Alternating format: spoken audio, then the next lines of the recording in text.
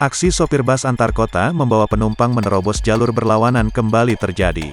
Video aksi sopir yang melanggar lalu lintas ini beredar luas di media sosial dan diduga direkam menggunakan ponsel salah satu penumpang.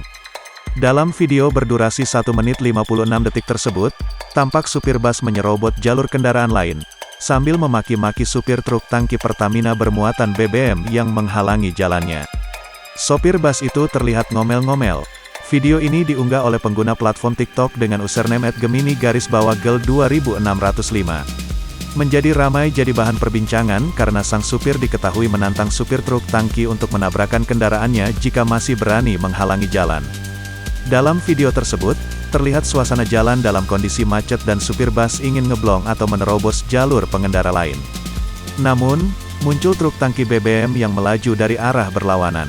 Karena merasa sopir truk BBM tidak memberi jalan, supir bus tersulut emosinya dan mencaci maki pengemudi truk.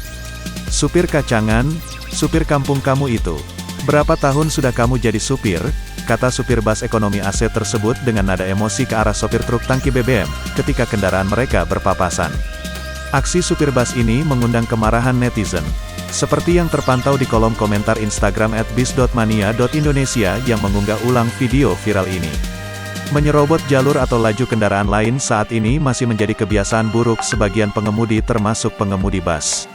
Apalagi jika kondisi jalan dalam keadaan macet dan dituntut mengejar setoran.